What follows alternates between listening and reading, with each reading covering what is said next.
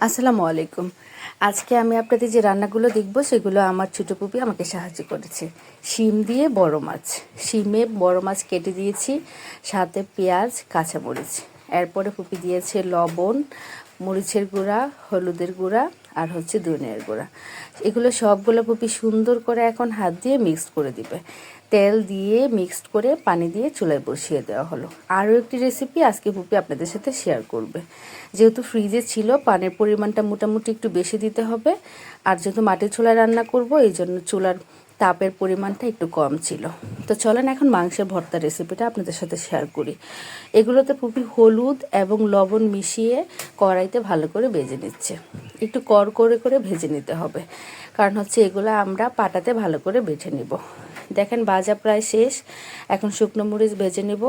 আর শুকনো মরিচ ভেজে নেওয়ার পরে এটার মধ্যে যোগ করে নিতে হবে পেঁয়াজের কুচি, আর সাথে দিতে হবে আদা কুচি।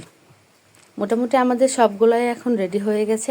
আদাটা বাকি ছিল, আদাটাও এখন মোটামুটি কাকি করে দিয়েছে কেটে। এখন বাটার পালা। পাটাতে আমি ভালোভাবে বাটতে পারি না, এই জন্য আমাকে সহায়তা করবে আমার এক কাকি। এগুলা এখন মোটামুটি পাটার জন্য রেডি করে আমরা সবগুলা দিয়ে পাটাতে পিষে নিব। রাতে যেহেতু গ্রামের একটা অবস্থাতে বৈদ্যুতিকের ওরকম একটু সুবিধা নেই, আমি লাইট ধরে রেখেছিলাম, কাকি আমাদেরকে পিষে দিচ্ছে। মাশাল্লাহ, এখনই ভালো একটা স্মেল পাচ্ছি। মাংসটা যেহেতু ভালো করে ভাজা হয়েছিল, এই জন্য বাটতেও সহজ হলো। ফুপি এখন পেঁয়াজ এবং আদা দিয়ে ভালো করে মিক্স করে নিল।